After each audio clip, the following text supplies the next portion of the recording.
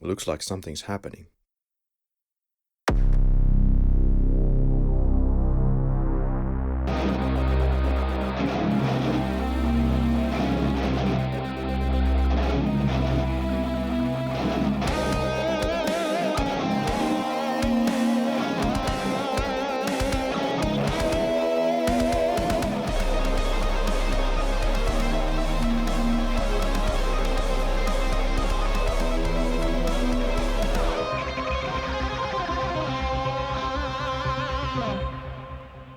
This is an intercity train to Busan.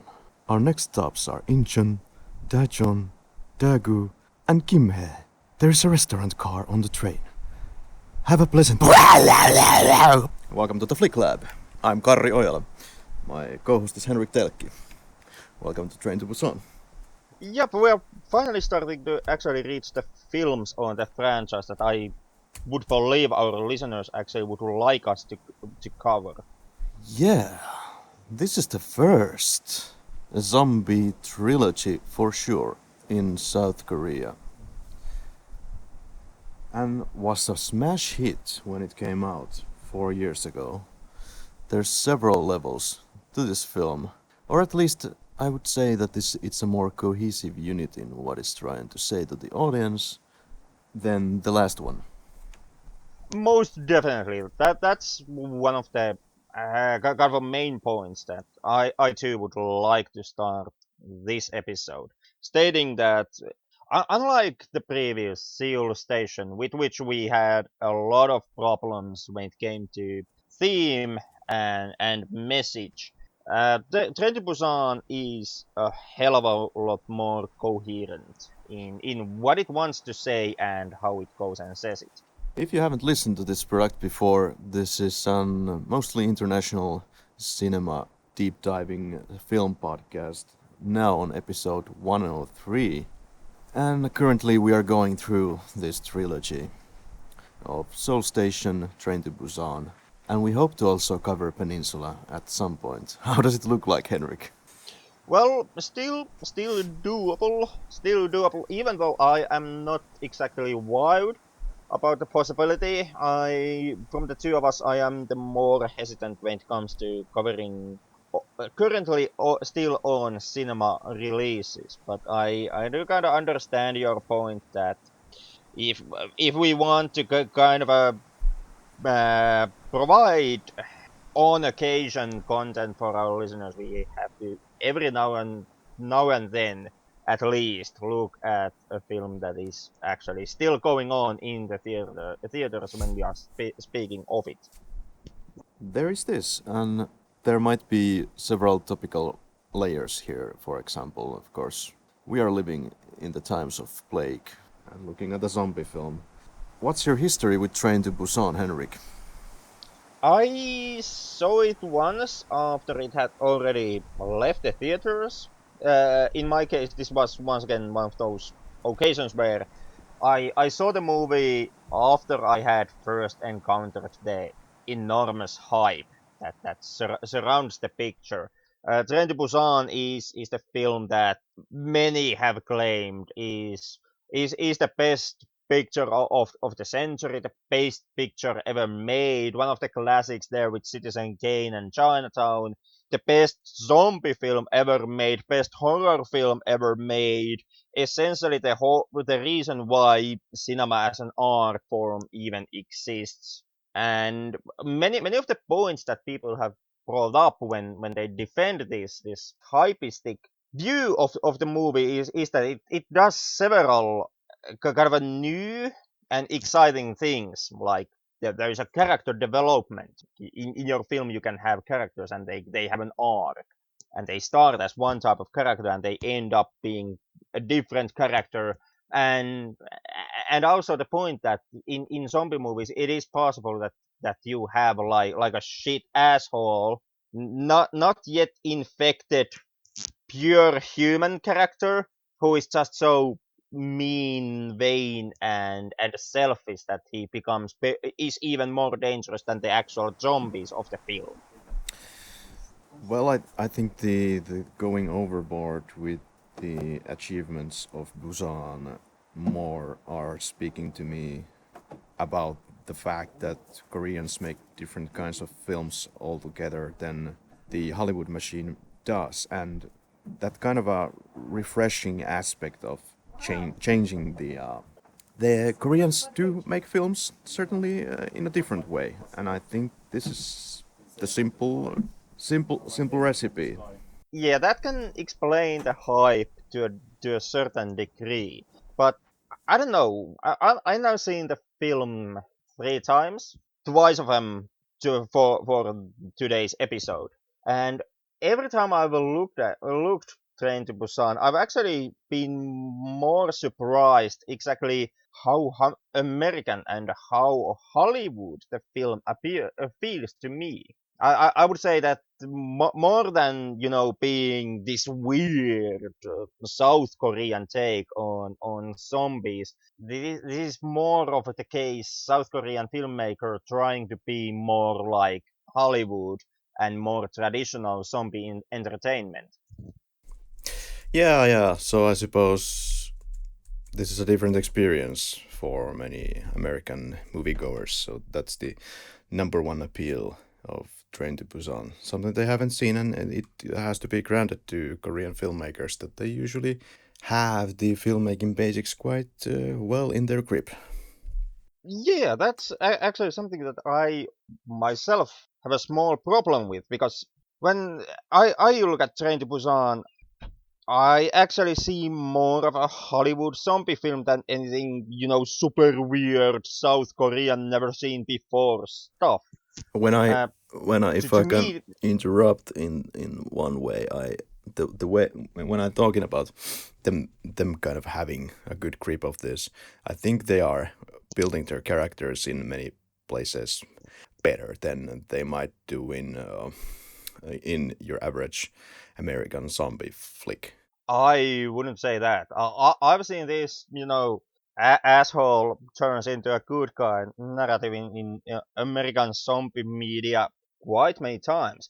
If you ask me, to me, Train to Busan is something, if not precisely South Korean filmmaking trying to emulate and be more traditional Hollywood film. Yes, and at the same time, I think the characters have more arc than in average horror film. I feel that this is one of the things that horror films nowadays fail a lot. They are just acting as kind of a meat, something to munch on by the zombies or your antagonist. Whereas here we have even kind of a political and societal takes on the character arcs. And where this film mostly excels, of course, I would say, is the pace that it keeps you going. Yeah, the pacing works. Although that too has been seen in Western zombie media before. Mm. And also, when it comes to the character arcs, I really don't see what is supposed to be so revolutionary here. Okay, let's dive into everything. In fact, I was kind of thinking of doing the some kind of a scene by scene today because I do have quite a bit to say about individual scenes, unlike in Soul Station, if that's okay with you. Go ahead. Okay. The film starts with a leak. There's a zombie outbreak that is left unexplained, but there's some kind of a problems. I suppose you're jumping into the one day economy poo poo argument that something is not quite okay, but it's not explained further. Fine by me. Well, actually, the checkpoint that they are setting up, just going simply by dialogue, it would appear that this is kind of a more of a regular inconvenience. And most definitely wouldn't have been the first leak that the factory has had. The driver here is not really at all surprised by the fact that there appears to be what is referred as a small leak, and the whole tone of the conversation seems to, at least for me, reads more in the vein of what, yet again, another one. Can we have like 1 Tuesday without a leak at the factory? Is that too much to ask? I'm in hurry type of situation. Yeah, and I like the irony that this passerby with the truck is doing with the quote, "What a really rough day for me." Henrik, what about the deer? I think he had a pretty rough day as well. The second question that could be asked is, does the deer get infected by the car hit by any chance? Well, to be a really revolutionary zombie media, that's actually one case where the film might excel. This might be the first zombie film I've seen where car bites a living tissue and turns it into zombie. Right. And does this actually constitute to an animal hit and run, which is filmed by two security cameras, no less? Because if you check the sign post there, you have at least one or two cameras there filming everything, and I think the animal activists might be really excited about this case. And then again, animal hit and run is kind of like your go-to vehicle crime. It's so ordinary that I would say nobody bats an eye. Nobody bats an eye even in Finland. And we are supposed to be like super liberal pizza cooks in here. Yeah, well, if it were a cat, you might just save a life. Most definitely. But overall, animal hit and runs. I really don't see anybody caring about that, even though that is precisely what happens in the scene. But Henrik, is this deer resurrection funny or not? I've seen two takes on this.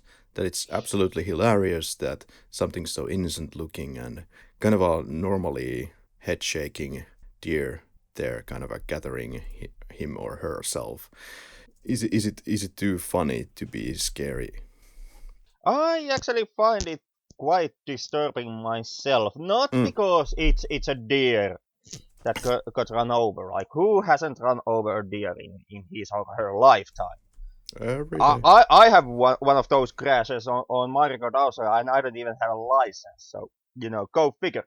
But the way that's actually one of the aspects that I really did like in Train to Busan, and where it might be treading some new ground is the movement of the zombies, which is kind of a more marionette-like, kind of a like there would be invisible strings pulling the zombies and moving them from place to place. And Yeah. that kind of that body torsionist element is something that works really well in couple of scenes in the film. This deer scene being actually one of them. And I would say when it comes to things that really pulled me in with the film, it would be this or this body torsion that kind of worked for me the most and the best. I have nothing to add. I'm exactly on the same lines here, including the rugby zombie, where we will get soon. We have some Burger King advertisement here at the office.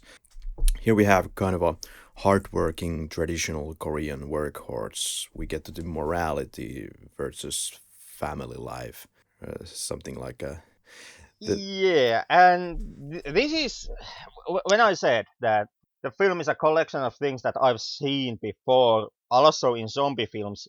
Well, this is where I start with that argument because oh hey look, it's completely new character in zombie films, distant father who is being distant, and also kind of shit in the way that once again the dad doesn't show up his kid's stupid music performances and buys the same gift every goddamn year. I've only seen this character like what 1500 times already. And that's kind of what goes on with a lot of the characters with the film. Precisely the same thing that it's an archetype that I myself I've already experienced in countless places, including Western zombie media, where these kind of characters are very prominent. And I'm not saying I must stress out that I'm not making the case that that's a bad thing that Train to Busan fails as a film because it uses established stereotypes. I would always almost say tropes and cliches. You can use those by all means. I'm not faulting the film for doing that.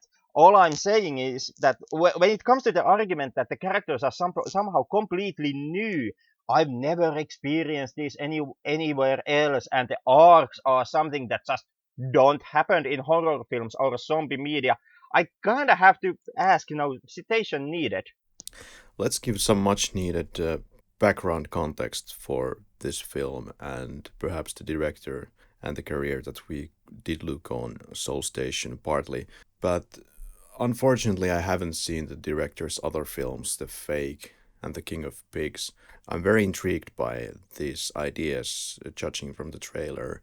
All of these films have something societal to say. They're very much making a statement about something happening in society. For example, The King of Pigs is related to bullying and the violent consequences sometimes growing up from that bullying. Something on those scenes were reflected on from the director's own life. In the case of Train to Busan, there have been some arguments made from prominent reviewers that this is not in the same vein as the director's previous entries, that this would be making much of a societal statements that it would not be making such of a well constructed statements or strong statements as the films prior. But then again, you give this the MV Sewol backdrop, and it suddenly does have much needed background context.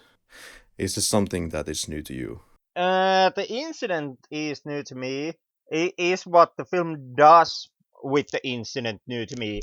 Yeah, Well, not really. yeah, I kind of would say that if you want to draw comparisons between the Train to Busan trilogy and the MV Seoul incident, I would almost say that the better place to be would be the sequel to this Peninsula. At least that film has a goddamn boat in it.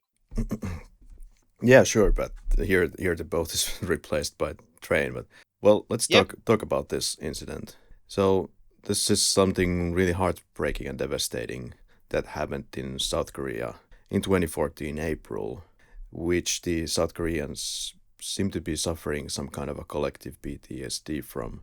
A Sewol MV Sewol was a ship on its way from Incheon to Jeju Sea, or the Jeju Island, owned by Korea, on April 16, 2014, mostly carrying about way over 200 college students on a field trip. And there appeared to be confusion regarding the orders given whether the ship should be steering to the left or to the right. And there is conflicting statements on this.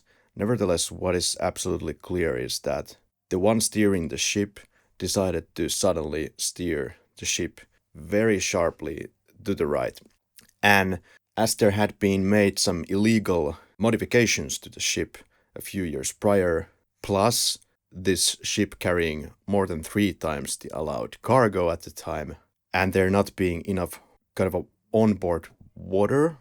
I don't know how this exactly, but apparently there's kind of some water pockets in ships, and this water pocketing was not balanced in a way that would kind of support the normal functioning of the boat.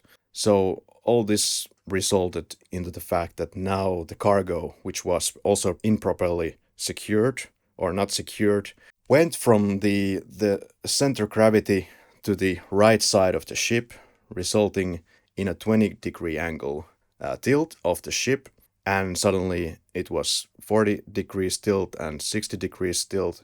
And after, was it 2.5 hours later, the ship was almost completely submerged.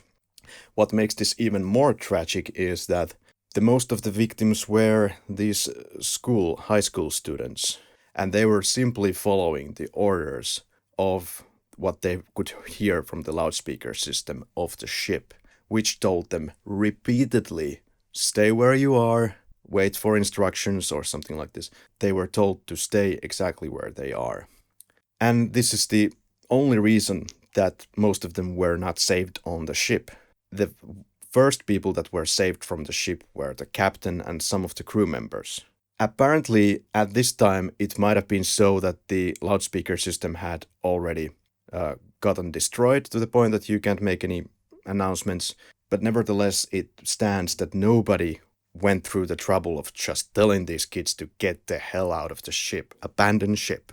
And add to the insult is also the fact that the Coast Guard appeared to the scene over 30 minutes after the incident had happened or had been reported. And there had been some other fishing boats and ships in the vicinity. For the Japanese and the US ships, it was told by South Korea that they can take care of this, so they were not allowed to even help in the situation, probably resulting in more deaths. 3 days later, also the vice principal of the school committed suicide, and in the starting phases, the media gave very conflicting accounts of this incident. First, it was informed that all students had been rescued, and was also confirmed by the police officer from Danwon Police Department. And also, text messages were sent to the parents of the students by the officers working for educational department, saying that all kids were indeed rescued, when in fact almost all of them perished. The weirdness didn't end there. After around 300 people had lost their lives in the disaster, also at least 2 rescue divers died during the diving missions. Apparently, the diving situation, the weather conditions were not optimal, and one of them had lost consciousness and had unexplained bloody hit in the head. One diver committed suicide 2 years after the incident. And of course, this whole incident led to the impeachment and ousting of the first woman president of South Korea, Park Geun-hye. This was the worst ferry disaster in South Korea since at least the 1970s. So, putting that together with the fact that at least Seoul Station development started in 2014 and 2015, it's quite easy to say where some of the themes of the film are coming from. Train to Busan is like a collection, once again, of societal issues put on one train. Yeah, with that, I can see some of the themes coming from the Soul in incident, but I once again I do maintain that if you want to draw the comparison between the incident and this trilogy, Peninsula actually would be the one where maybe the influence is stronger and easier to see. In Train to Busan, I can grant it that much that there are some aspects that you can see what happens in the film, and it might allude to the as we saw incident. Like you remarked, yeah, there was a problem with the ballast tanks. With the ballast tank of the ship, ballast tank usually being a compartment within the ship that is supposed to hold water inside of it, and it's used to ballast and provide stability for the vessel. On top of that, manipulating how much water there would be in the ballast tank, it would also make it easier for the ship to reduce draft when it enters shallow water. So when you were asking the meaning of that, that's kind of a like quick 101 to ballast tanks. So yeah, those in the incident, the ballast tanks were not filled. On top of that, there were problems with bribery and faking official documents when it came to getting the ship through inspections and gaining certificates. The crew on the ship was largely untrained, especially for these kind of a extraordinary circumstances. They didn't have any kind of a safety training or anything as such. On that regard, they were untrained, and what the crew mostly was just customer service personnel, training wise. The Yeah, like you mentioned, the one of the big problems was also the captain and crew opting to save themselves, and later on the political reaction to the incident, which included arresting journalists, blacklisting people, asking too many questions about the incident, and trying to dig into what happened. and in total giving a false presentation on what had happened, and kind of the political leadership's intentions to hide the truth behind the incident, and harden the investigations into what has happened.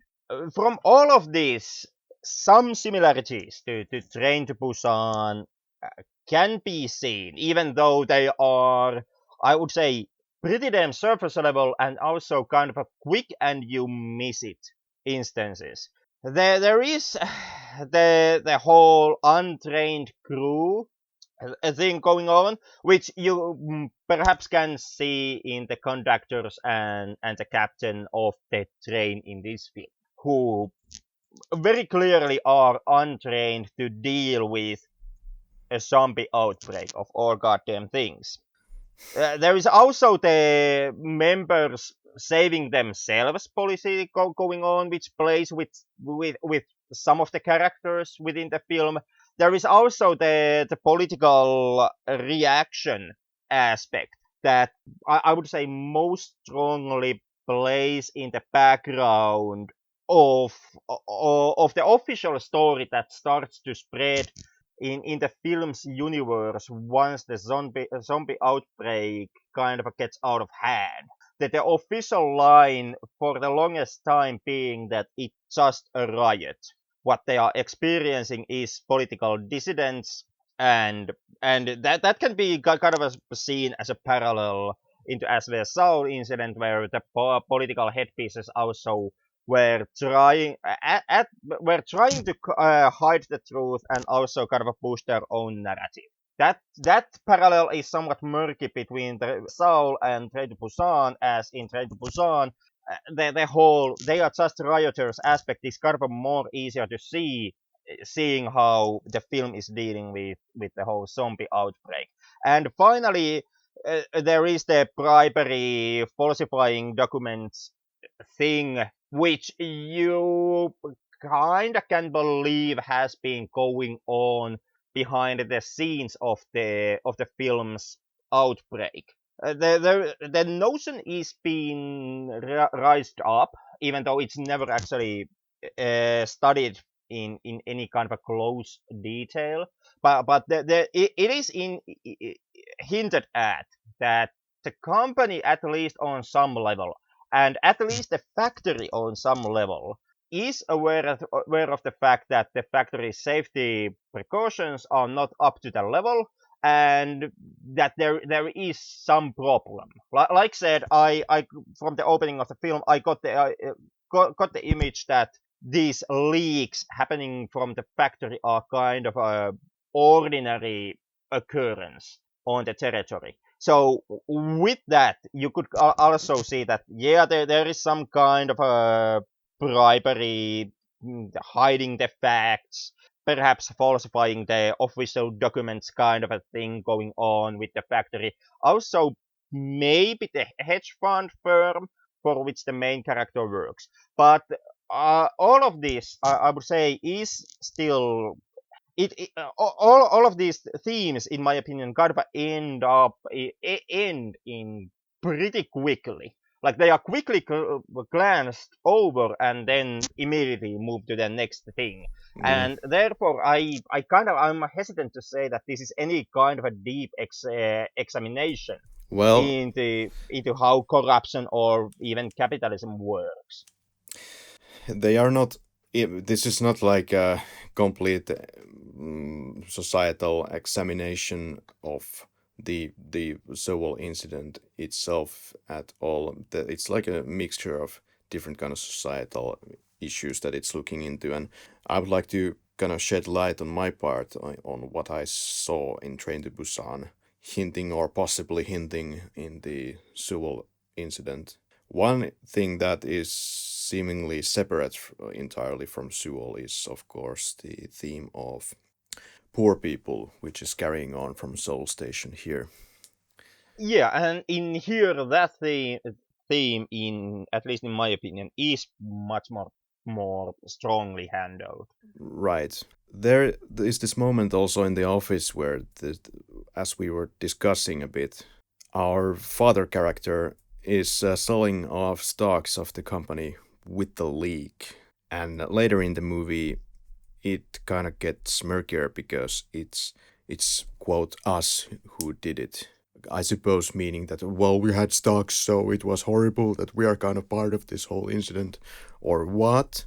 I think that was the most ham-fisted moment of the movie and kind of a forced into it. Yeah, yeah, that was perhaps the most hand-fisted moment. I do agree with you on that regard. That plot point would have worked better had the main character actually worked for that factory in some capacity.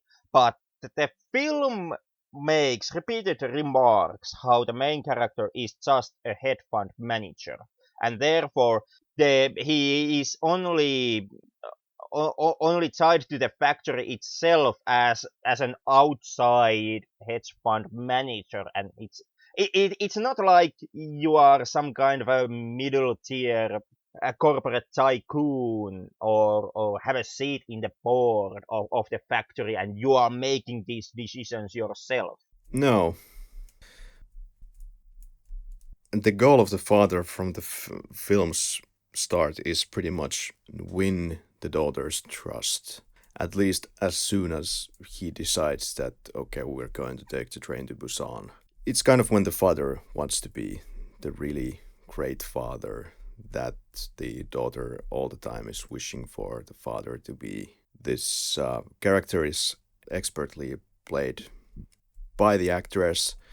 Of course, in places, quite often the character also is conveyed as kind of a too smart, perhaps, for her age. But apart from that, all the emotional parts really hit high, especially at the end of the film. There is the bloodsucker zombies and kind of the bloodsucker father theme. So the more that you misbehave and kind of mismanage people or you disregard people, the more you'll be the bloodsucker and will cause further bloodsuckers. For example, the COO who causes so many unnecessary deaths at the end of the film. Yeah, to me, the main kind of a aspect when it comes to the main character is that the main character is kind of it's a study on three aspects of masculinity, like what does masculinity mean, and kind of what it means to be a man, because there are kind of a there are male characters in this film which kind of a work as a representatives of each of the three aspects. There is the purely logic driven performance people, who is the dad in the beginning of the film and the asshole COO. And these with these two characters, you kind of have from the start you have the parallel that the COO is kind of the future of the distant father. If the distant father somehow doesn't find the way to well fix his head, if the main character would continue on the path that he starts on with, he would become just as despicable person as the COO of the film. And this is kind of a highlighted by the fact that they both dress the same. They both have the dark business attire. And then there is the much more softer, emotional and carrying side of masculinity. This especially being the other dad on the train, Sang-Hwa, and also the young kid from the baseball league. I guess it was. Yeah, Where both also masculine characters, both masculine characters that are much more softer and emotional. And this is something that you actually also once again see in their clothing. Shangwa using the blue jacket and the young kid having that baseball attire, which where the prominent color is white. And then you have the self-sacrifice aspect, where which comes to play with with the homeless person, and also with Sangwa and the main character, who in the course of the film also sacrifice themselves in the benefit of the others. And there is with the selfless sacrifice, you also have the clothing theme going on, which you kind of can see how the clothing on the main character changes as he starts to go through the emotional journey in course of the film. Like the main character's true goal, emotional core, the main goal is of course get your daughter to Seoul, but the emotional goal is to learn how to reconcile between these different and at times even contradictory aspects of manhood in order to become kind of a truer man. And this kind of the first mirrors that you get with this transformation is that when the main character Seok-woo is first being introduced to the rest of the group of survivors, and also in the beginning of the film, he is being compared to spineless leeches. Sangwa actually literally draws the comparison when he says that Seok-woo just leeches off from other people. So there is that parallel being drawn, and in the course of the film, he starts to become more active person. He starts to fight back and take role within the group of survivors. He also starts to become more emotional and forgiving. He starts to risk his own life to help others. He starts to understand the emotional drives that other characters have. He even starts to be more kind of a forgiving as he forgives, for example, the homeless person when homeless person fucks up in the train. And in the end, he reaches that self-sacrifice level, which, okay, with Seok-woo's case is kind of a lesson as his own daughter's life is on the line. But still, he at the end of the film he does make the sacrifice. And as he's doing this emotional journey, also his clothing starts to change. He starts with the black business attire. Then when he starts to become more emotionally whole, he actually loses the jacket. Now his clothing being the straight pants and white shirt. And at the final point, when these characters reach the self-sacrifice level, they all kind of have lost a piece of clothing and become more rugged in they appear. The homeless person is rugged and kind of a disheveled from the beginning.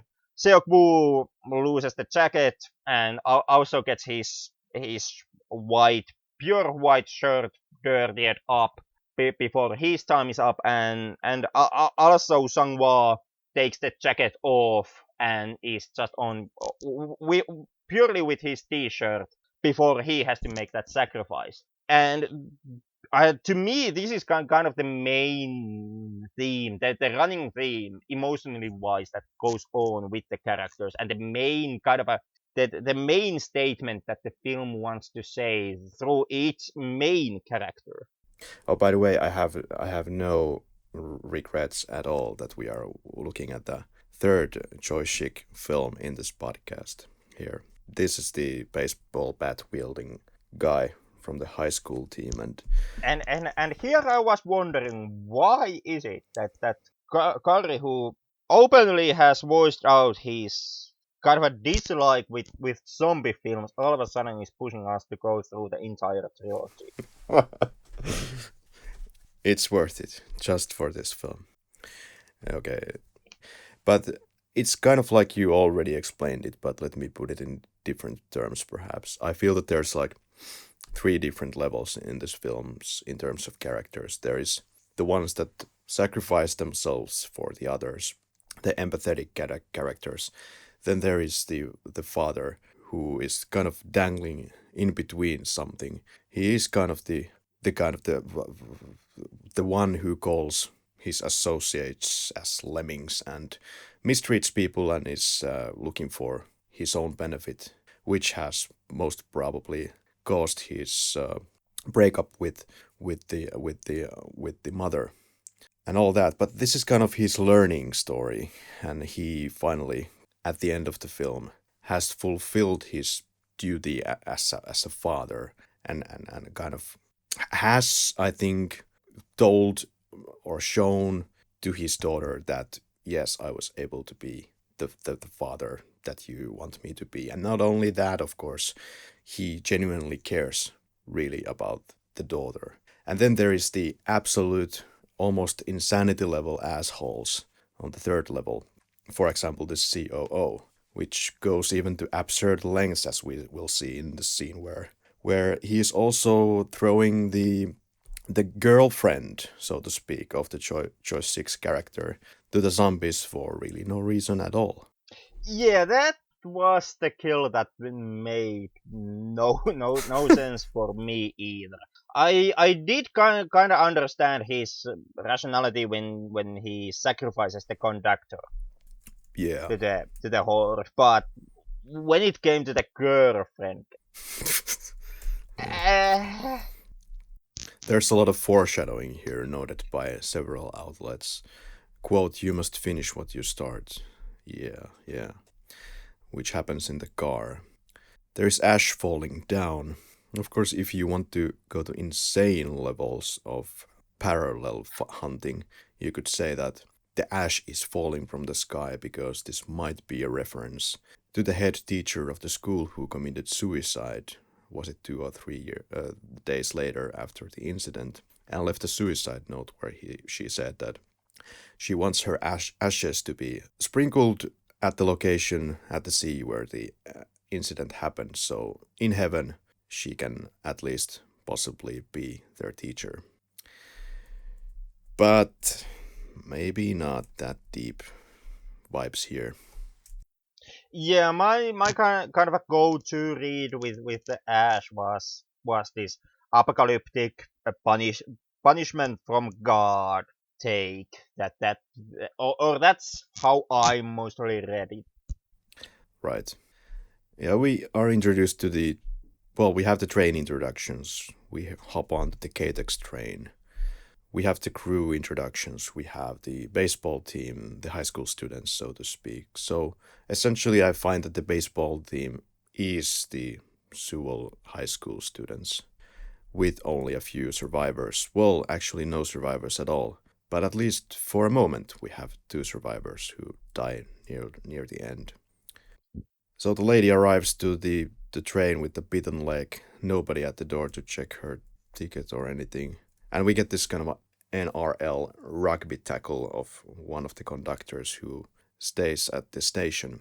And of course, only one to witness that is the little girl Suan. There is the gross negligence of the injured passenger. Nobody really bats an eye. She goes through an entire train car and nobody does anything. It's only until one of the crew members notices she having these convulsions on the floor. Father kind of neglecting his child in the beginning because she has left the adjacent seat and gone to who knows where. Well, she's looking for the toilet. Also, we have these two older ladies. Quote, people nowadays will riot over anything. In the old days, they'd be re educated, end quote. Back to the gulags, you zombie freaks. Yeah, that when I said that there aren't more themes going on with this one than was with the previous film, even though once again this is one of those blink and you miss it moments. This is most definitely just one line in the movie, but I do kind of a tip my hat for the director for including the line here and alluding to what I personally believe is the Samchung re-education camp and the South Korean somewhat hazy history when it comes to treating your own civilians, your own citizens, and all together kind of a working as a country and as a nation. South Korea quite often in, yeah, especially in Western countries, is being given the benefit of a doubt, kind of like constantly. And granted, that's kind of easy for us to do because thanks to the whole peninsula situation, we can easily draw the narrative that there is the modern and progressive good guy South Korea, and then you have the backwoods spawn of Satan North dynamic. And sticking with this dynamic, it's easy to kind of blind yourself to the fact that, well, South Korea also has a bit of a checkered past when it comes to it. Like they were, so for the longest time, South Korea also was pretty damn poor. It wasn't the technical haven it's today, and there is like a litany and long history of South Korean leadership, which often worked pretty much in the same way as tyranny, and the leader was changed by, well, whoever managed to pull the coup this time, or whoever managed to survive the assassination. So, got the South Korea we have today. It's not the South Korea that we had back in the 40s or the 60s. And Yeah. uh, Okay, I saw this more simply as a kind of a snappy, more conservative take, kind of depicting the older generation of South Korean spirit raising its head here via this character, because what kind of was juxtaposed after the MV Sewol incident was that oh, it's the kind of a old world, the old people who vote for the conservatives, and we need more liberal voices here, said the youth of South Korea. But of course, it could be something more.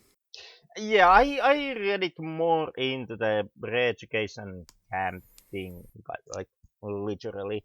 I kind of laughed when I heard that North Korea had actually commented on the film that it's a very accurate depiction of the societal situation in South Korea today. And well, I don't know if North Korea has a fantastic track record on human rights or human decency either. And No, but something that North Korea often remarks back to, and what perhaps was the driving motive behind that statement also, is the fact that there appears to be a discrepancy between the emotional connections that people have in South and in North. The general North Korean narrative, which is being echoed by the people who have left North Korea and defected to South, is that ever since the economic miracle of South Korea, which is the time period after which the South Korea we know today kind of came to be, South Koreans have lost the connection within the families. That they have become too obsessed about money, about status, about material gain. Overall, everything to do with capitalism, and as a side effect of this, the kind of the family connection has been lost to a point where these days the families are not that tight. The kids don't really feel that close to their parents, which is something that currently is also feeding into South Koreans' elderly poverty and elderly homelessness. Because once again, there is that notion driving all back all those decades ago, that once the parents grow old, the kids are supposed to start to support them and start to take care of them. And now, as the kids and the younger generation is more and more economically driven, and the bond between a parent and a child, and a countryman and a countryman has been broken as a result, the kids are no longer taking actually care of their parents and their elderly, yeah, meaning that the elderly, once they are too old for the work life, they are kind of stuck in the place where they don't have any strong social security, and what they have is what the government is able to give them, which is, as I've come to understand, not that much. Like we are talking about a couple of $100 a month. This, I feel, if anything, this film is a tug of war between so-called the old values, the old world where we are supposed to take care of one another, and then this more money-driven, selfish and greedy type of world. And I don't know if it's really fair to put this juxtaposed like this, but I think this is essentially what the director is aiming at. And well, I guess there's different ways to approach this. I think in Finland we now do something that where the social welfare is working in such of a great way that kind of the social welfare is the mill that is taking care of that those elderly people as the younger generation, maybe the more money driven generation, is working their butts off and not being able to slash maybe not motivated enough to help their elderly, sadly. Yeah, there's a lot to criticize in the Finnish system, and there's also a lot to say about the Finnish social security for certain. But I do also echo the sentiment that it is better in Finland than in a lot of other countries, and for that I am quite grateful myself also. But when it came to the comments made by North Korea, I kind of I believe that this would perhaps be the aspect where they were kind of alluding to with those comments, Mm-hmm. because this kind of a discrepancy, because this broken line of care and togetherness is something that kind of runs very strongly throughout the film. Yeah, it's probably something that North Korea wants to present itself as being kind of those traditional family values, and but the poverty kind of then not making it even happen, and with your tyrannical government runnings and all that, but kind of on the paper it looks nice, and maybe we have lost something in in that kind of a selfish or in a way we should go perhaps back to some of the traditional values. What I hear now on the streets, the way that people talk is that, oh, that's what was before, and this is the modern life, and that's it. That we don't need to take care of the elderly and etc.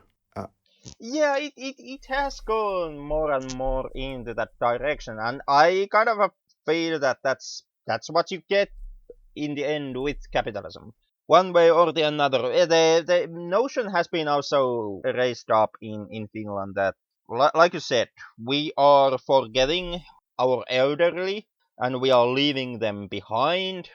We are willing to drive them off into the elderly care centers and just leave them there and perhaps visit them a couple of times a year during Christmas if we just can find the gosh darn time.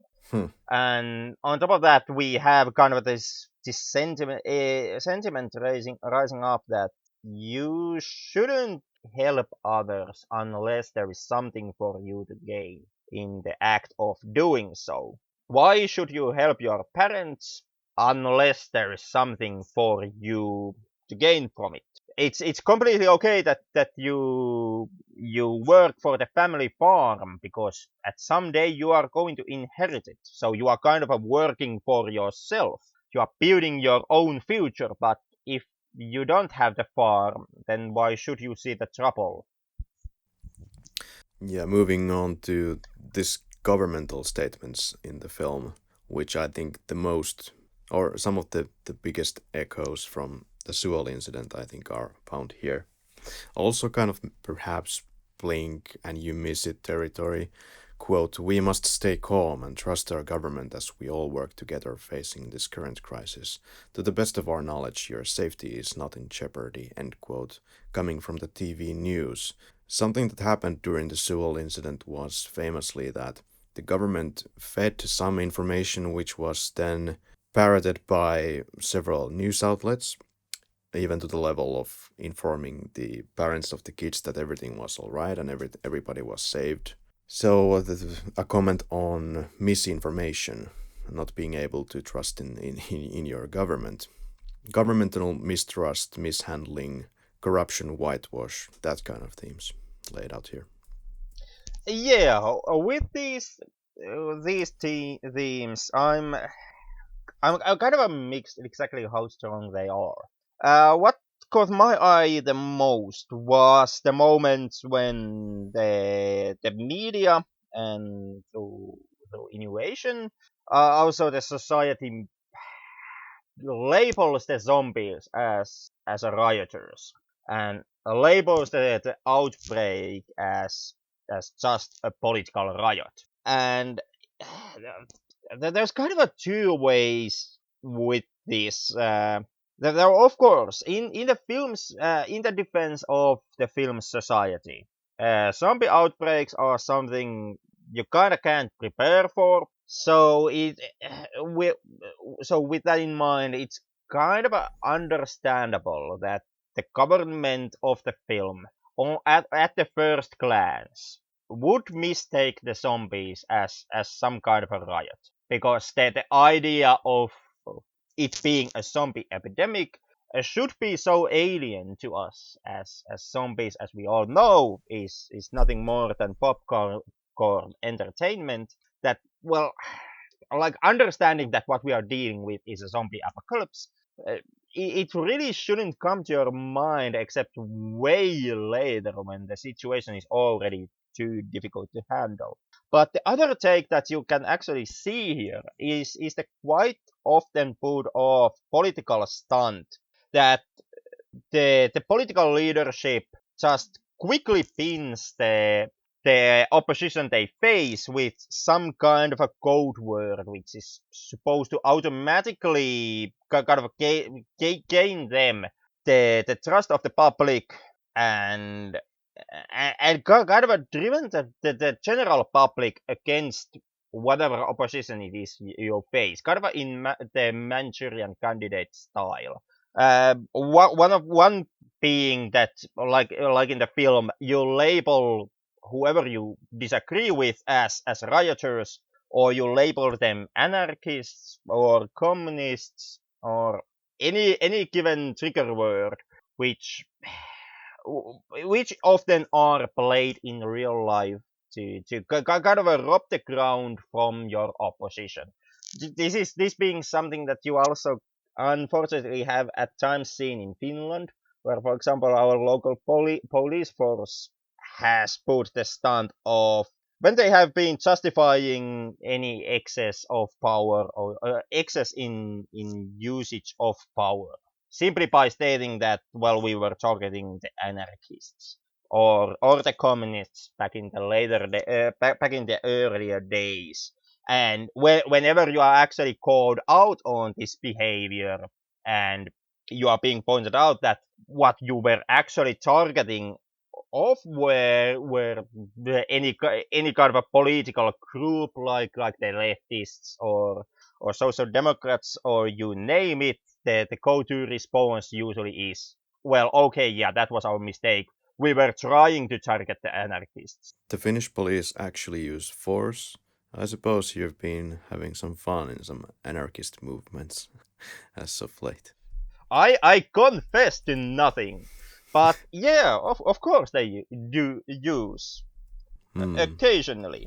I'm like once again to international listeners, also to home base, because god damn if this is not a planetary discussion to have. But no, I'm not making the case that we are living in I don't know, northern United States. Finland is not US. We don't have open firefights on the streets every Sunday, but naturally, of course, police always has been uh, uh, uh, On the uh, side of the uh, citizens. well, it Every has time. always been a political entity that uses force that has been granted to it. And with that, of course, you always get the occasional excess when it comes to the usage of force. Right. But if we slightly return to the theme of the father, there's the quote. If we get back to the film Yeah. of all goddamn things, With pleasure. Quote, you didn't have to do this. At a time like this, only watch out for yourself. Harasso? End quote. Kind of once again showing that the character is in between places or not even so much. But I understand his perspective. His priority here is to defend his own kid from all the other people, and this is the natural reaction to things. And we have discussed these kind of scenes in so many films before, but once again, yeah, I do make the case that when it comes to or logically wise, most of the asshole things that happen in the film actually make sense. Like when you look right. at them from the side of purely logic, self-preservation, I must protect my kid, yada yada yada point of view. Most of the quote unquote correct or right things that happened in the film happened because of emotional reason, because I feel that doing this is right, because this is what I believe in. So is the kid actually too nice, too friendly for his environment to be, for her environment to be realistic? I kind of would say no, based on the fact that she is a kid. Also, the fact that as the film showcases to you, she is pretty blue-eyed.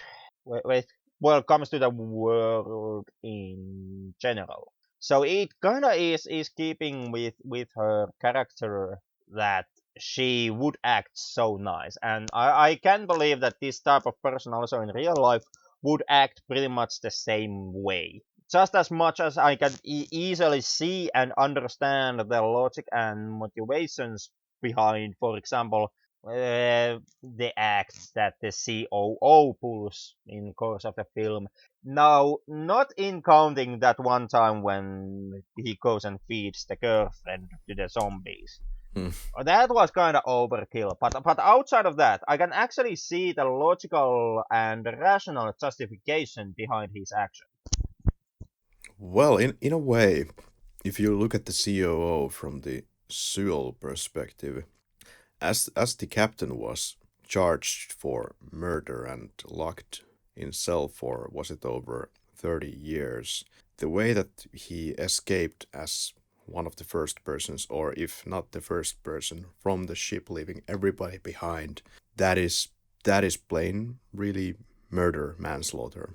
And in a way, the COO is reflecting it right here. Kind of, it's almost equivalent to pushing people to the zombies for no reason at all. I don't know. I would say when the ship is sinking, you have a very good reason to leave the ship. Where it went to south was with well, captain being the captain. He and the captain of the ship and the crew members of the ship were are not supposed to leave the ship, as the first persons to abandon the ship, especially if your previous action has been to tell the innocent passengers to stay put and just that everything is dandy. That's where the problem really came from for the captain and the crew members. But with that out of the way, is it logical and rational to save yourself from the sinking ship? Most definitely, yes. Is it rational and logical to aim to be the first one to get into the safety boats?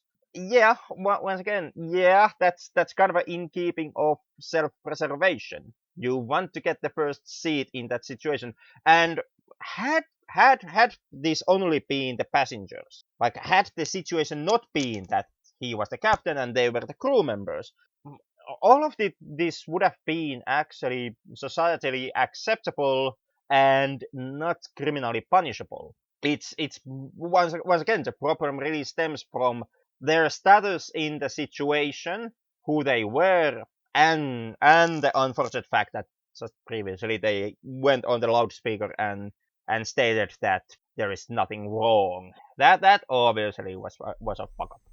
Yeah, well, it is fine to abandon ship as one of the leading crew members of your ship if you are watching a Bond film and the lead character will take the Carver Media News Group helicopter out and it will be a fantastic show.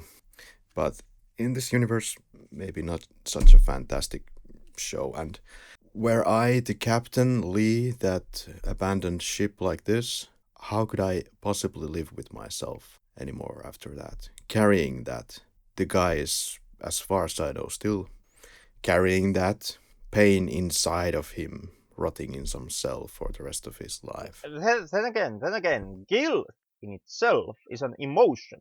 If we would be approaching this from purely on pure logic standpoint, that would be a fault in your brain, and you should fix that. Get those pesky emotions out of there. Absolutely. If the pesky emotions would have been out of there, all of the people would have been saved. And perhaps not. It depends Has the what your driving motive is. You have to have some motive for existing.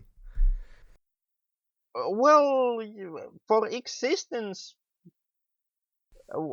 Or some ground rules. We have talked about it before, but We have, and I'm still actually, purely based on our previous discussions.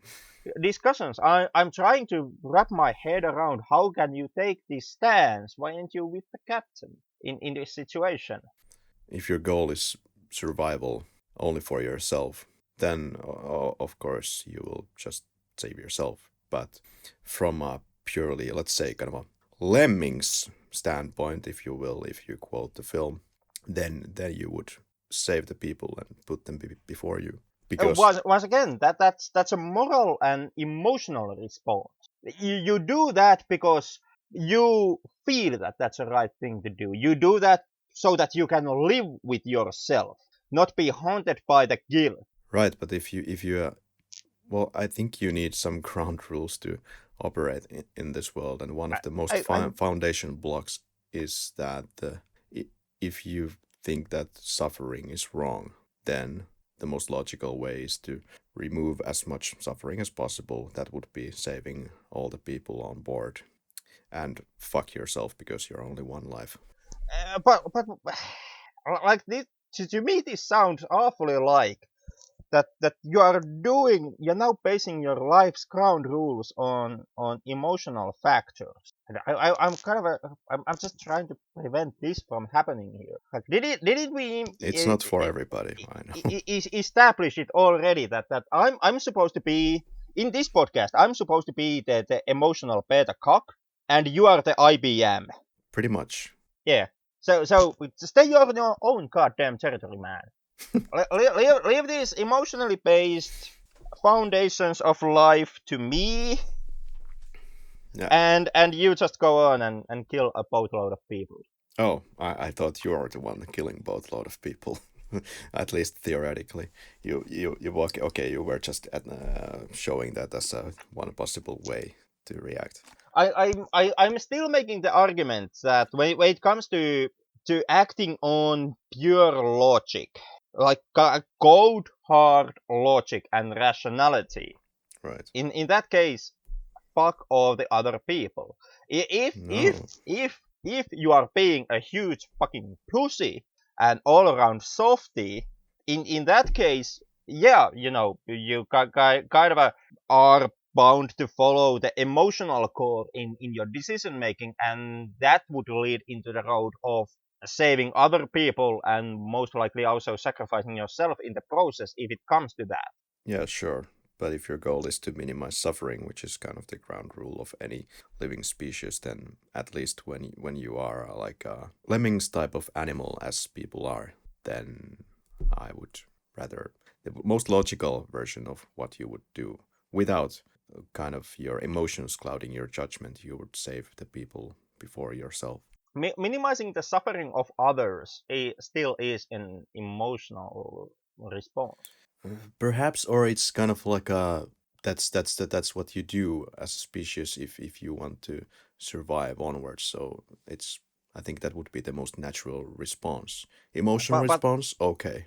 Well, as an individual, you are not really at the helm of saving the goddamn species. mm, Your responsibility. Once again, talking on this on the viewpoint of pure cold hard logic. Your first responsibility is for yourself is it? because, well, naturally, like because your life is your life. If you lose the life, you gotta end, and that's self-destructive behavior. And there really is no logical reason for self-destructive behavior. Well, It's there, once there, again, self-destructiveness is an emotional based action. uh, at the same time, there is no logical way that you would choose to rather survive by yourself and instead let, if you would have to choose between killing 1 million people or yourself, I would kill myself. And I would come to your grave in that moment, most likely as one of those 1 million people who were saved, because most likely I also managed to fuck my life to a point where my well-being is also on the line. So now, thanks for that. Thanks for saving my ass. But still, I would come to your grave and be like, Kari, what the fuck? That was not rational thing to do. But Henrik, I would leave to rot.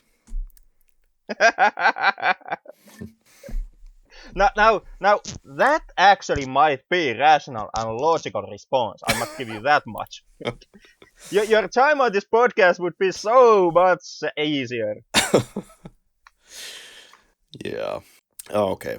But there are these weird calls throughout the film. The Lemmings contacts. Quote, once you arrive, you'll be quarantined. So, our lead character, the father, has a lot of interesting contacts that are not really in any way established, but he has some random contacts from the military, for example, and he offers a real scoop if they don't get quarantined and get some instructions to avoid being quarantined. And they stop at the station, and the business dude establishes himself as the CEO of the Stallion Express, supposedly some kind of a parcel delivery company, which raises a lot of questions because when I watched this film for the first two times, I was pretty much convinced that this is kind of the CEO or something of the sorts of the train company, because that would make the most sense. That how is this person so much in charge here of everything? Like, sure, he has some financial high ground, but it's not working even for this company. Why are they following this guy all the way? Because he shouts all the goddamn time. Aha, problem solved. Could it just be that kind of the reason for the excellent response to COVID in South Korea has been because the government and the people have learned something from incidents such as Sewol and MERS epidemic? What do you think? Could be. Even though I must confess that I'm not really that familiar with how South Korea is dealing with COVID. Yeah. Like I do admit that, for example, statistically wise, Finland also is doing pretty good job when it comes to COVID.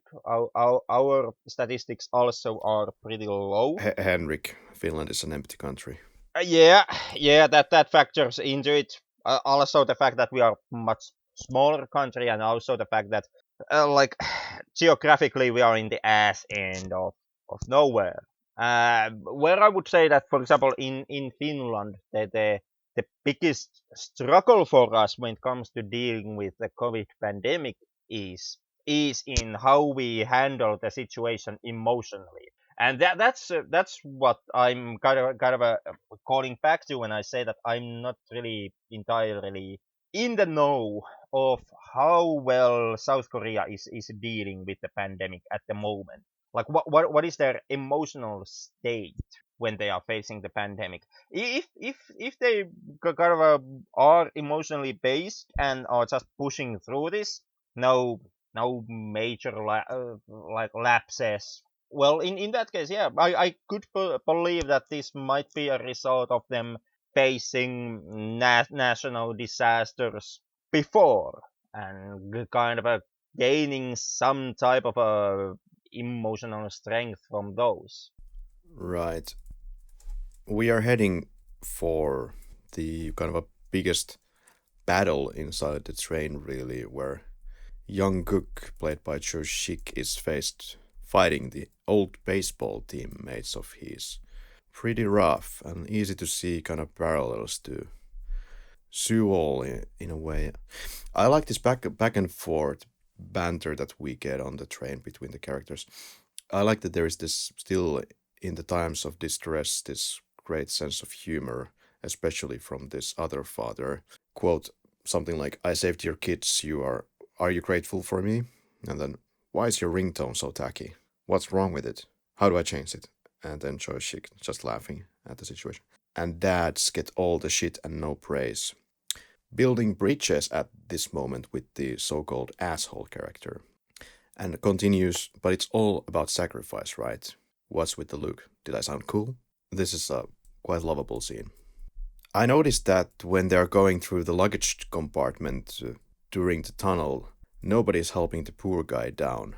And everybody pays for that because after that, which is not really his fuck up because nobody was there to help him, he steps on the can, which would have not happened if they had taken care of the guy. Yeah, kinda. They waste too much time because once again they leave the homeless person to come down from the luggage shelf himself. And kind of the development of the language, the way that the other father, the father of the pregnant woman, calls the father of Suan or Sokwu. It goes from asshole to jerk to buddy to jerk. I kind of love that. And father is starting to become the man that he has aspired to be. Baby name revelation, kind of a tearjerkerish moment, but followed by a sister wanting to be eaten by zombies for no reason at all. Just stands there on the doorway. I cannot understand what is going through this woman's mind. Possibly nothing at all. I took that moment the way that the sister at that point she loses the kind of her respect towards the other people on that train. So, Like she has been locked in this extremely dangerous situation, has barely managed to survive it with the help of a handful of other survivors there with her, and now she sees that well what the rest of the train and with that notion humanity has to offer for her in in the future is just this uncaring cold attitude. then again, it's those cold hearted people who saved her just moments earlier. And well, the ones who saved her were the warm and caring people. The handful of them who now are who the rest of the train passengers now are trying to keep away from the train car that they are. And and in doing so they are risking this small group's lives. They even directly cause the death of the other dad who dies when he desperately tries to keep the zombie horde from advancing. And once this new zombie smacking baseball team gets to the same compartment or car as the rest of the survivors, we get this connecting point once again with Soul. I would say that this is one of the quite most clear cut moments, albeit dialogue that is bound to happen in a situation like this. This quote, "Why did you do it? You bastard. We could have saved them." And he smacks the COO on his face. And one of the Sewell High School victims shouted stuff on a rescued cell phone video recording. And in somewhat what sounded already like a confused state of his, he said also that roughly that he'd like to punch the captain and that he is now dying because of him. So I found this much of a parallel. And this is kind of a his dream coming true. Now the guy gets beaten up. And now the other sister lets the zombies in, while the baseball wielding survivors now are locked in the next compartment or the vestibule, so they are safe, while the rest are struggling to survive. Somehow the CO survives even this incident for now. Yeah, that's a small miracle, really, in the film. Right. Once again, these calls, and here it's the call with analyst Kim, who says that Busan has succeeded in primary defense, and this incident started at YS Biotech, the centerpiece of our plan. But it's kind of fuzzy, the details of kind of what plan, and but somehow he is supposed to be responsible in a way, or Yeah, it's also never actually made clear how the outbreak happened and started. What was the chemical that leaked outside, and who actually is the patient zero here? after which the father is washing blood off his hands, literally.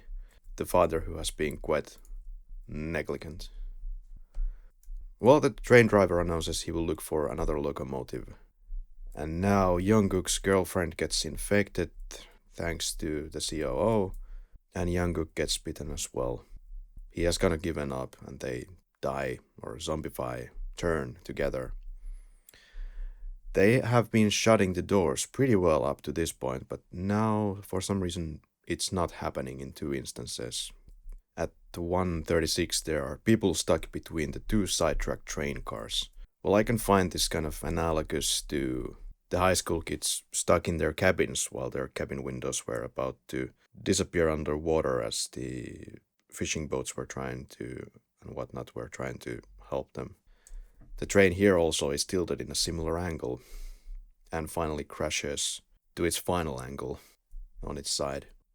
But unlike Seoul Station, I feel that Train to Busan gives us some hope regarding humanity. It turned out that kind of me also being in the middle of the lake in the last episode was more than fitting for that. Taking into account the whole Sewol. Does the Sewol incident and now knowing about it improve Soul Station in your eyes in any way?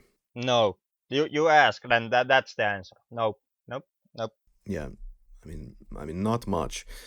Perhaps it's more understandable how the film ends in such a murky circumstances. I feel that that's once again he kind of stretching it too far. Mm. The film even wasn't that fucked up. So the train kind of fully capsizes and sinks in a sense, and we get the iconic poster running shot. The train boss or the COO zombifies, of course, and that he gets bitten. Father sacrificing himself for the others or something, or just feeds his hand to the COO. Bite here. Yeah, it that scene is quite a mess. Like up until that point, the remaining survivors they have come to understand the situation pretty well. They do understand that these are really are zombies, and once again, it's one bite and you are gone type of situation. And then when the dad is fighting with the COO, now zombified, it almost looks like the dad is like feeding his hand to the COO. It is. I was kind of hoping for something more clear situation that maybe the guy would jump from on top of the locomotive where there would be no possibility to defend himself because up until this point everything was going so smoothly, and now what is this? Yeah, but he sacrifices himself at least, and with his last strengths he remembers with glee the reasons why it was all worth it, and we get really somber music, and I really like this scene. It's, of course, I think it just works emotionally speaking. What scene exactly? Dad getting What bitten that in the hand. that remembering his kind of a first. born or when the kid was a baby. Yeah, that pretty much is the tearjerker scene for this film. And it works. It the scene starts and you immediately notice that this scene has put here simply to jerk the tears from the audiences. With that out of the way, yeah, I do admit it is pretty effective, pretty strong scene. Yeah. What I was expecting here is for the girl and the pregnant woman to get shot by the soldiers in the vein of Night of the Living Dead, but fortunately that's not the case. Followed by the Yeah, Aloha OA song. yeah. Closing the film also with an ending that I kind of feel has a lot to say. Like you point out, the song being sung here by the daughter is Aloha Away, and in this scene, Aloha Away translated in English means farewell to thee. Hmm. And in the context of the film, yeah, that's meant for the daughter to sing to her dad as as this loving act, remembering saying farewell to her father, farewell to see my dad.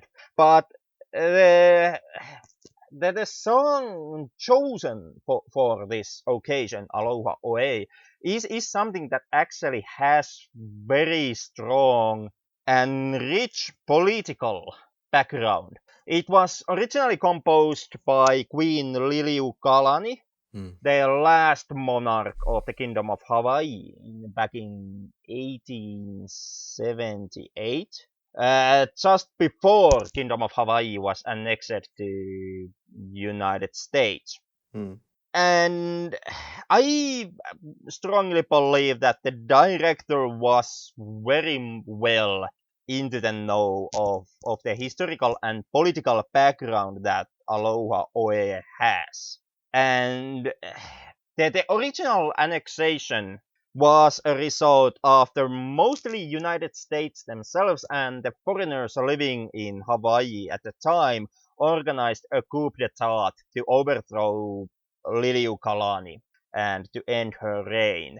Um, and my take and understanding of the situation is that the main reason for them to do so was most likely not so much to do with the whole concept of monarchy, but with Liliuokalani's kind of a leftist notions, like that also the poor people should be able to vote.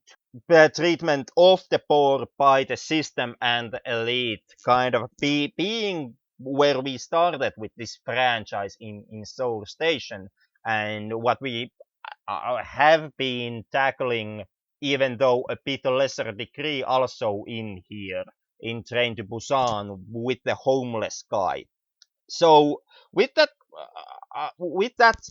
out of the way, Aloha Oi, there is also kind of there's an essence of I would say political sadness with the song that is being mirrored by the director here to tackle the larger societal themes in his movie, and more specifically the kind of a feeling of a lost chance for freedom and individual sovereignty that the characters now lose at the closing shots of the film.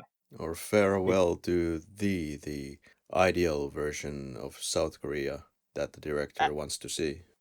Pretty much, yeah. And farewell to the ability and the chance to be truly free for the characters. See, during the train ride, or back in the train for a moment, for the characters of the film, there was a real challenge for societal collapse.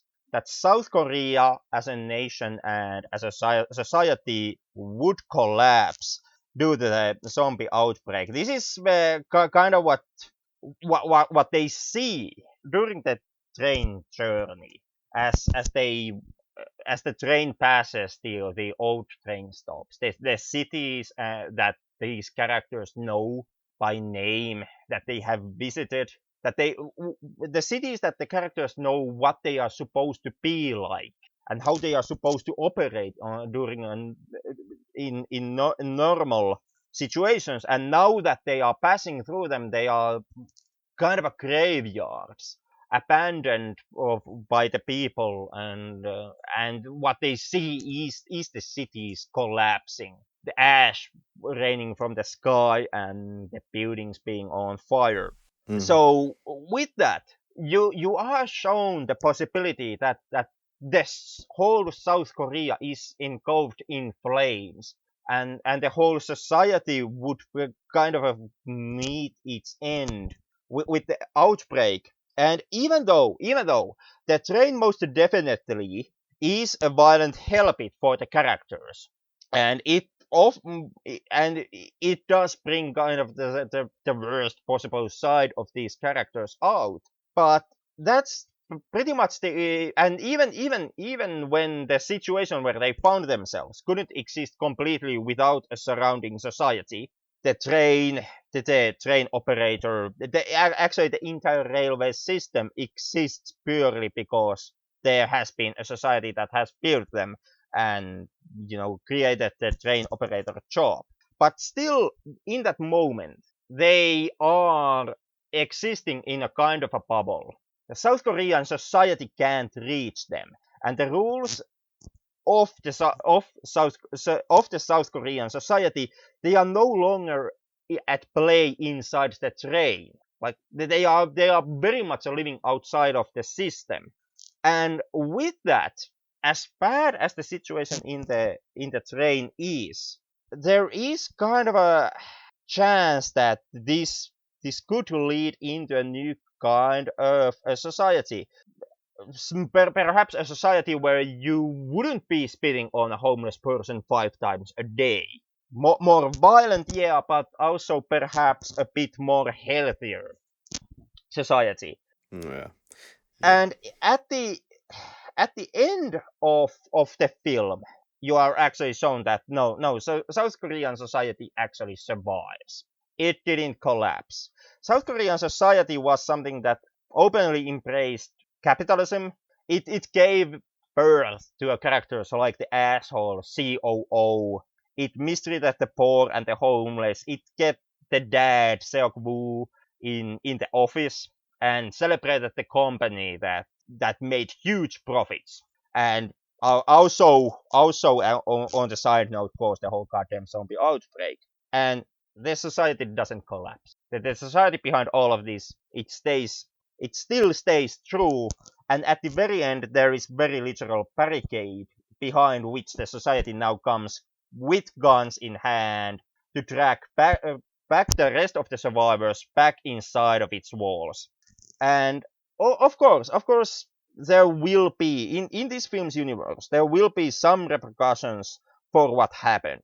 Like the company at fault, or the factory at fault, it will be made a bad guy naturally, and all the other companies and factories in South Korea will get a very sturdy. You guys better not go causing another zombie outbreak. Okay, type of lecture, and something in the vein of I don't know, Lipcock laws being established to prevent another outbreak ever happening. But nothing in the film itself actually hints that there would ever be any more profound societal change. Like the businesses will start to boom eventually, and there will be a hell of a lot of free real estate for people to live in. But anybody who still would manage to be poor and homeless in this society, well, like before, fuck that guy. The society does not change for the better. And if the society keeps going on with this kind of a self-destructive pattern, it kind of is just a question of time. How much time will it take until there will be a next outbreak through some other mean? And And when that happens, the government will once again be there claiming that, well, it's just the political dissidents rioting. And I kind of took it that that was the kind of a second meaning for Aloha A at the end. It's also farewell to thee, perhaps a better, yet albeit a much more violent, but most definitely more freer quotation mark society. Yeah, we have a situation of great distress, something akin to 9/11, where people are going through this collective PTSD after, well, oh my god. Is this actually kind of a hat tip for Conchita Wurst, this entire film? Uh, if you go by the lyrics, rise like a phoenix out of the ashes, seeking rather than vengeance, retribution. Well, or just, I felt that it's kind of a the re-emergence of the same society with more awareness, at least for a couple of weeks, that you should appreciate your elderly and your neighbors and your friends and your loved ones until you forget it again. Yeah, and I in the film's universe and in the story that Train to Busan presents to you, I saw nothing that would promise me that that the South Korea of this film's universe would not actually forget it again after a couple of months or 3 years. Yeah.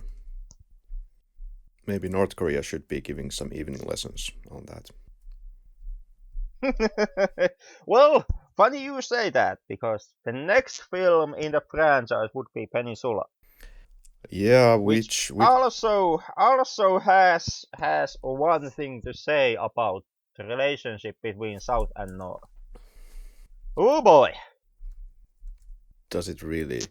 As far as I can remember, this film is taking entire place inside South Korea, regardless of the name Peninsula. And when you mentioned the boat element in the film, that is like 5 minutes, boom, gone. There's It is. yeah. But this film doesn't even have a boat. When did you become so absolutist when it comes to vehicles when conveying the message of the film? I actually saw when it comes to the incident, I actually saw the same parallels also in Peninsula. Okay, really interesting because offhand I can't really say that it had anything anymore to do with Sewol. But let's see. I'm a bit on the different side here. I would say that from these two films, that is the one where the soul is more apparent. Did you see it already? No, not yet. Yeah, I actually checked it Oh, yesterday. oh, all right. Yeah, well, like mentioned prior, in my quickies section for tonight, favorite performance would go to Kim Suan playing Suan, actually. She was a really refreshingly great child actor. Yeah, I chose Don Seok Ma who plays the other dad, Sangwa. Mm? Our favorite shot would probably steer into the direction of the money shot in where the train is kind of capsizing and and our stars are running away from the hordes. Perhaps only because I have an emotional connection with the poster. It's it's quite rememberable. Yeah, I also choose the same shot. Pretty much because that's the shot you see in the posters, so it's easiest to remember. And when it goes to favorite scene sections, I really kind of go back in my mind always to the infected station when they are once again starting the train and they are almost leaving the Joyshik's character and the rest behind the rot, but they manage to board it. To me, the favorite scene is the moment when the group arrives to Daichon and they are on the escalator going down, and they slowly start to piece the clues that something is wrong here when they see the bloody riot shield and other shots gear. All right, well, how about how would you go with your favorite line of tonight? Was an absolute goddamn nightmare because once again, not quotable film at all.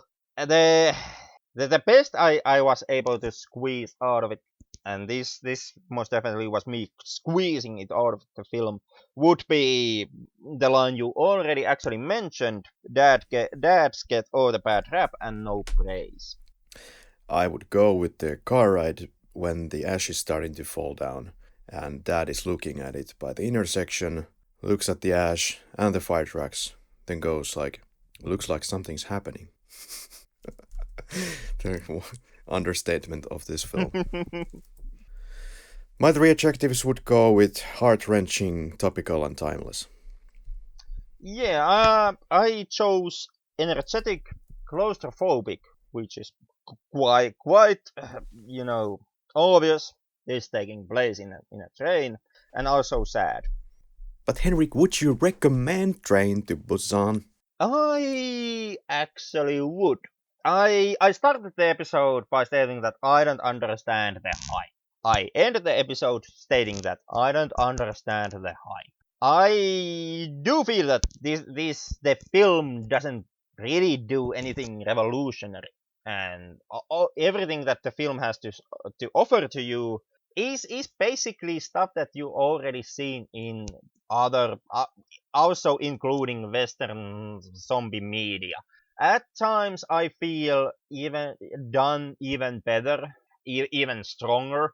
I I think that when it comes to the societal messaging, for example, George Romero made it stronger, made it more clear. And when it comes to characters, I've seen zombie films that have, in my opinion, better characters. When it comes to gore and blood and guts, I've seen zombie films that have done that better. And I do maintain I've seen zombie films that have done all the three of those aspects better than Train to Busan. That being out of the way, is Train to Busan a bad film? No, no, it's not. It's pretty damn good zombie film altogether.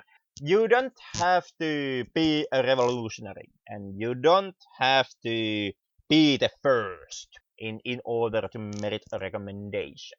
You kind of have to you have to be able to state out what you want to say, what you want to achieve with your film, and I think that Train to Busan does state it out.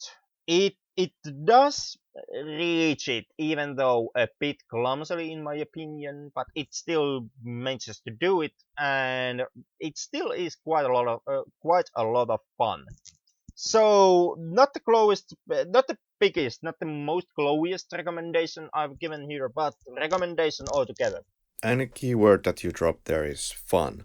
This movie is a hell of a lot of fun, and it keeps going like a locomotive. There is no moment there to pause and put on your coffee machine. It's enjoyable throughout, and it has, like you mentioned, those societal themes, and it's not a perfect movie in any sense, but it is a pretty damn fun movie, and some people have made the argument that this is really strong in the first act. I think there was actually like only one so-called professional reviewer who stated that the first act was really strong and it was horrifying, and that's what the guy was supposedly looking for. Whereas he said that it gets kind of cheapened when it gets to the second and the third act, and I would completely say the opposite because perhaps because my expectations were quite different. I wasn't expected to be scared. I was expected to be entertained, and Train to Busan delivers 100%. So, yes, It does. recommendation. You really know you're watching Train to Busan, Henry Quinn. Well, when you just got yourself eaten, because in Finland the train would have been 3 fucking hours late on its departure. That is the goddamn truth. You really know you're watching Train to Busan when a high school baseball team decides to switch baseball team to a rugby team in the course of one train ride. If you'd like to know more about the underlying messaging here, the Sewol incident or Sewol murder, you could say, you could start by watching the In the Absence documentary, which was nominated for an Oscar, which is kind of like a timeline depiction in a very clear fashion of the events as they evolved. Let's just throw the lab coats on the zombies to win some time here. Yeah, and until next week when it's going to be Peninsula. Yeah. See you then.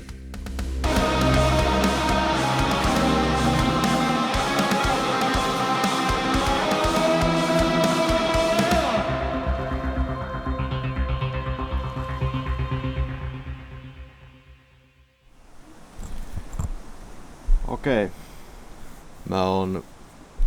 Tulin taas nerokkaasti. Mä tulin tämmöiselle laavulle, joka on tämmöisessä niemenkärjessä.